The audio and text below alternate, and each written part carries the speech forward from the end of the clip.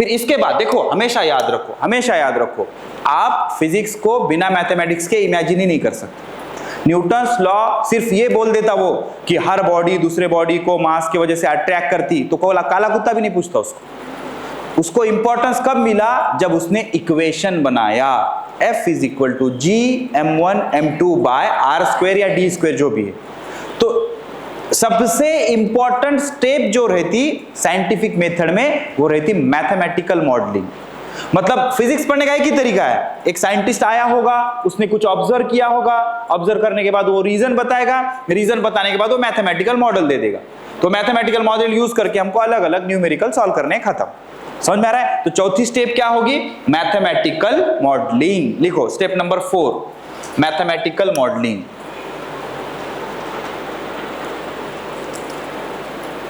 Mathematical modelling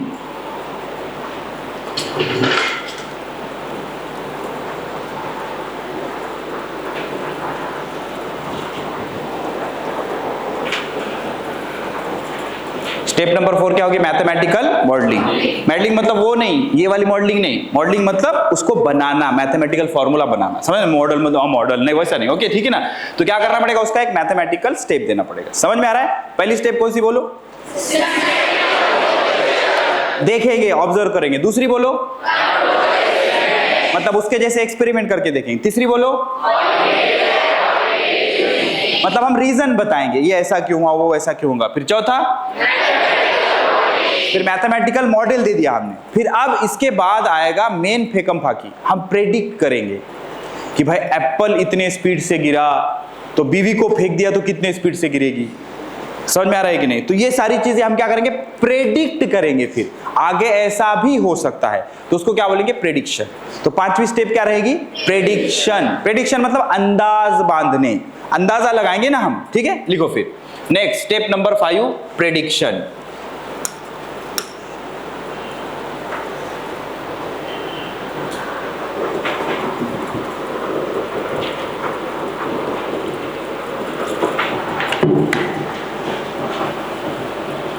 done. फिर अब जैसे ही हमने प्रेडिक्ट कर दिया, प्रेडिक्ट करने के बाद तुरंत जो स्टेप होती है वो होती है कि भाई तुमने जो प्रेडिक्ट किया था वो सही है या गलत है। जैसे मान लो इंडिया पाकिस्तान क्रिकेट मैच चल रहा है, एक जन बोलता है इंडिया जीतता है, एक जन बोलता है पाकिस्तान जीतता। समझ में आया? अब रात में मैच है, ये सो गए, बारिश हो गई, तो सुबह उठते ही पहले क्या देखेंगे आप? कौन सही था। समझ में आ रहा है? तो प्रेडिक्शन के तुरंत बाद क्या आएगा? हमने जो प्रेडिक्ट किया था वो सही है या नहीं। अब अगर हमने जो प्रेडिक्ट किया था वो सही निकला, मतलब तुम्हारी थ्योरी सही है, एंड अगर हमने जो अब प्रेडिक्ट किया वो गलत है, तो फिर जाके करेक्ट करना पड़ेगा मैथमेटिकल फॉर्मूले को। बात समझ में आ रहा है? तो इस तरह से ट्रायल एरर से फॉर्मूले बनेंगे। तो प्रेडिक्शन के बाद स्टेप क्या आएगी? Verification of theories. इसको अवॉइड करते हैं, फाल्सिफिकेशन मतलब गलत है क्या डिसाइड करना।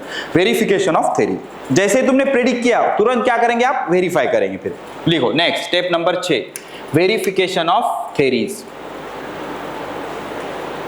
Verification of theories, verification of theories. सही है?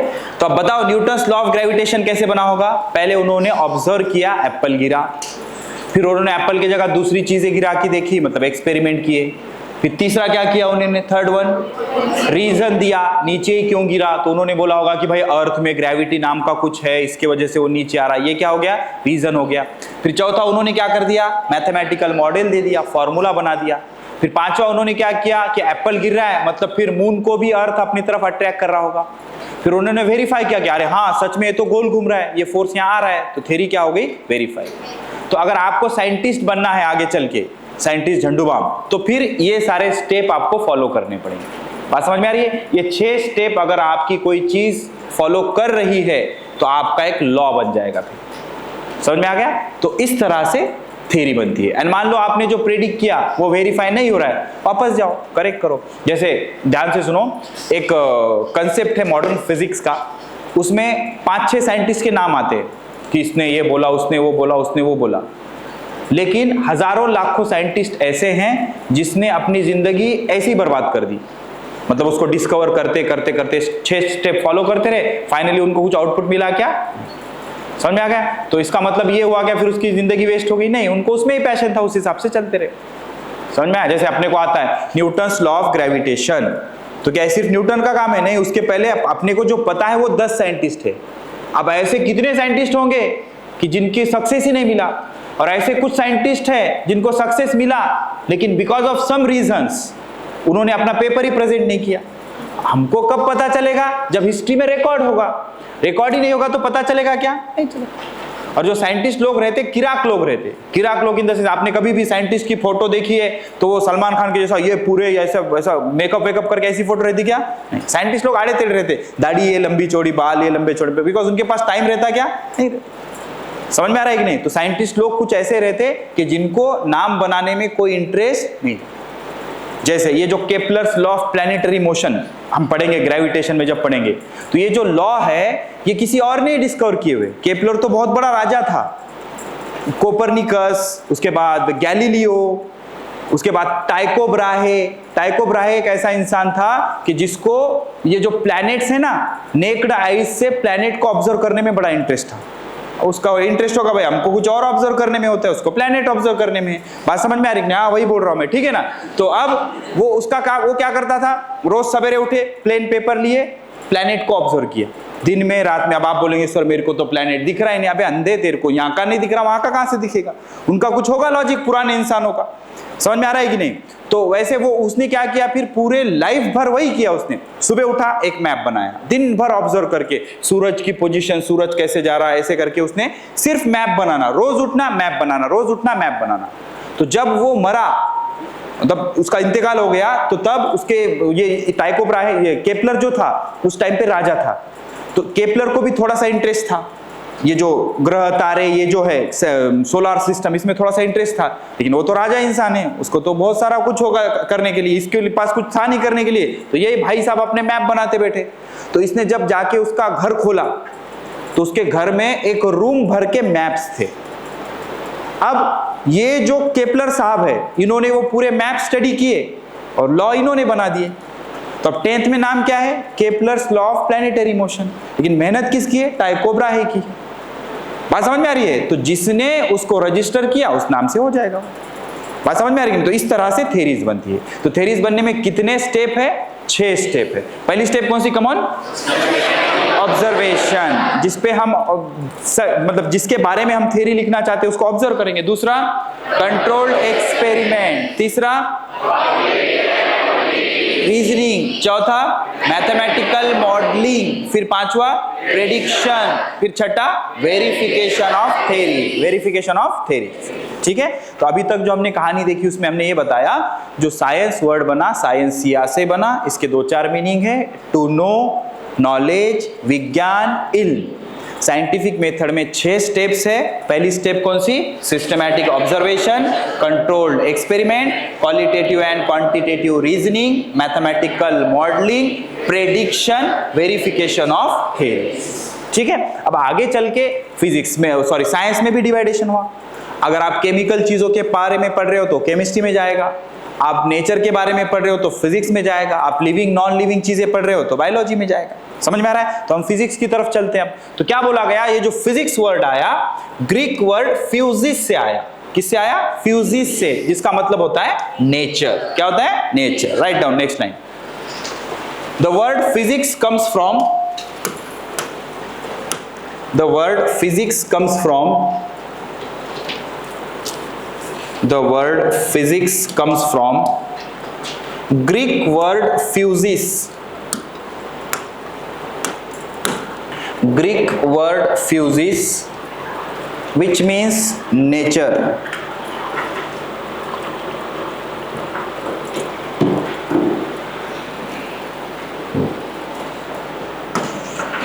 फिजिक्स वर्ड कैसे बना? फ्यूजिस से। कैसे बना बोलो? फ्यूजिस से। फ्यूजिस कौन सा वर्ड है? Greek word. ग्रीक वर्ड है फ्यूजिस, जिसका मतलब क्या होता है? नेचर। फिजिक्स फ्यूजिस से बना, फ्यूजिस का मतलब नेचर होता है। ठीक है? आगे बढ़ते हैं। देखो, हमें ना 2 चीजें पढ़नी है, unification and reductionism. Unification and reductionism, ये टर्म्स हैं, पता रहेगा तो फायदे में रहोगे। ओके, लिखो नेक्स्ट टर्म, लिखो यूनिफिकेशन।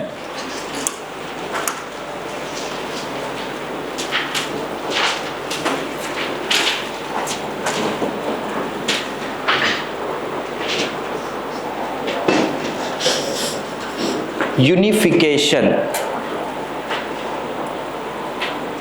डन, ध्यान से सुनो। यूनिफिकेशन मराठी मीनिंग है एकत्रीकरण। अब एक बात बताओ, मान लो आप कोई चीज पढ़ रहे हो, क्या बेहतर है कि वो चीजों, हर चीज के लिए अलग नाम है या सब चीजों के लिए एक ही नाम है? क्या अच्छा है? हर चीज के लिए अलग नाम है। तो हर चीज के लिए अगर अलग नाम है तो सब अलग अलग नाम याद रखना पड़ेंगे। जैसे पीरियोडिक टेबल याद करते करते पता नहीं कहां कहां से पसीने छूट जाते तुम्हारे, क्योंकि 116 एलिमेंट है, 18 है। हमारे टाइम पे तो 116 थे, 2 बढ़ गए, प्यार मोहब्बत बढ़ गई होगी तो पॉपुलेशन बढ़ते जा रही, समझ में आ रहा है? तो 118 एलिमेंट याद करने में पसीने छूट जाते अपने। सोचो 118 के जगह एक ही नाम होता तो कितना मजा आता। मतलब पीरियोडिक टेबल हो गया यार, समझ में आ रहा है? तो एक ही नाम होता तो मजा आ जाता, फिर समझ में आ रहा है? तो फिजिक्स में जो भी एफर्ट लगाए जाते हैं वो यूनिफिकेशन में लगाए जाते हैं। यूनिफिकेशन में इन द सेंस हर वो साइंटिस्ट कोशिश करेगा कि हर चीज के लिए अलग अलग नाम हो। इसके अलावा, ओ शक्ति कपूर इधर देखो बाजी, ऐसा मत करो, ओके? क्या बोल रहा था मैं? हाँ, तो हर साइंटिस्ट जो आएगा वो कोशिश क्या करेगा कि चीजों को यूनिफाई कर दे। जैसे कि मैं आपको समझाता हूं, ध्यान से सुनो। अब जैसे जैसे हम मैकेनिक्स पढ़ेंगे, तुम्हारे कानों पे हर रोज एक वर्ड सुनाई देगा, tension force, elastic force, non elastic force, gravitational force, electrostatic force, electromagnetic force, magnetic force, उसके बाद nuclear force, strong nuclear force, weak nuclear force, इतने सारे नाम आते रहेंगे। Contact force, non contact force, frictional force, ये फोर्स, वो force, फोर्सिज force, force. समझ में आ रहा है? तो अब साइंटिस्ट ने एफर्ट क्या लगाया कि भाई ये हर फोर्स का अलग अलग नाम रख के कंफ्यूजन होने से क्या हम ऐसा कर सकते हैं कि इन सभी फोर्स को एक जगह करके एक ही नाम दे दे कि भाई फोर्स ही बोलो, हटाओ, बाकी सब बकवास मत करो। तो ये सब नाम हटा के एक ही नाम रखने की प्रोसेस को क्या बोला जाएगा? यूनिफिकेशन। अच्छा एक बात बताओ, यूनिफिकेशन क्यों कर रहे होंगे लोग? दिल नहीं लग रहा उनका? क्यों कर रहे होंगे? सिंप्लीफिकेशन के लिए, कि भाई ताकि चीजों को समझना आसान हो, आगे आने वाली जो पीढ़ी है उनको बेसिक चीजें समझाना आसान हो। इस वजह से क्या किया जाता है? यूनिफिकेशन। यूनिफिकेशन मतलब बहुत सारी चीजों को एक जगह मिला के एक ही नाम रखना, उसको क्या बोलेंगे? यूनिफिकेशन। एफर्ट लगाए गए, लेकिन आगे चल के ये पता चला कि भाई देखो, दुनिया का एक फोर्स ऐसा है ग्रेविटेशनल फोर्स जो अलग टाइप का है, बाकी सारे एक ही टाइप के हैं। बाकी दुनिया के किसी भी फोर्स को आप इलेक्ट्रोमैग्नेटिक फोर्स बोल सकते हो। ग्रेविटेशन को छोड़ के दुनिया के किसी भी फोर्स को आप क्या बोल सकते हो? Electromagnetic force. मतलब मान लो आपको कुछ नहीं आ रहा, तो आपको सवाल पूछा गया कि देखो गाड़ी रास्ते पे चल रही है, तो फिर वो फिसल रही क्या? नहीं, तो बताओ कौन सा फोर्स लग रहा है आपको? आप पता नहीं है तो आप फेंक देना, बोलना इलेक्ट्रोमैग्नेटिक फोर्स। 100% करेक्ट। आपने बोलना कि भाई देखो सर ने ये जो बॉटल है टेबल पे रख दी, तो बॉटल नीचे नहीं गिर रही, कौन सा फोर्स लग रहा है? Electromagnetic force. समझ में आ रहा है? तो आपको अगर कुछ नहीं पता तो आप हर चीज का आंसर क्या दे सकते हो? इलेक्ट्रोमैग्नेटिक फोर्स, बस एक चीज को छोड़ के ग्रेविटेशनल फोर्स। जैसे आपको किसी ने बोला कि अर्थ सन के अराउंड क्यों घूम रही, तो वहां पे आप इलेक्ट्रोमैग्नेटिक नहीं बोल सकते, क्योंकि वहां पे कौन सा फोर्स है? Gravitational force. समझ में आया? तो दुनिया के हर फोर्स को आप क्या बोल सकते हो? Electromagnetic force. अच्छा ये कहां से आया? यूनिफिकेशन से। कहां से आया? यूनिफिकेशन से। समझ में आ रहा है? क्योंकि उन्होंने क्या कर दिया? चीजों को यूनिफाई कर दिया, मतलब एक जगह कर दिया। तो इस टर्म को क्या बोला जाएगा? यूनिफिकेशन।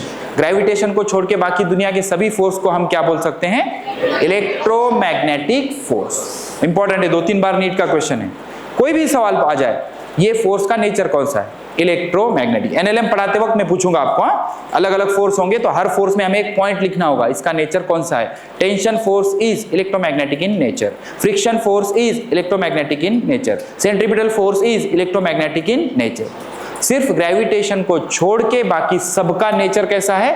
इलेक्ट्रोमैग्नेटिक। इलेक्ट्रोमैग्नेटिक क्या है वो बाद में देखेंगे। समझ में आ रहा है? लिखो, यूनिफिकेशन में लिखो, to explain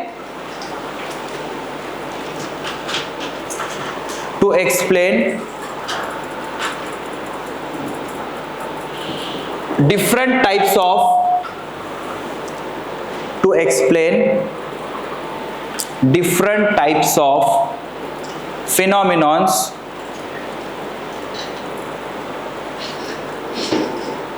to explain different types of phenomenons. Phenomenon मतलब प्रोसेस, घटना, क्रिया. To explain different types of phenomenon, efforts are made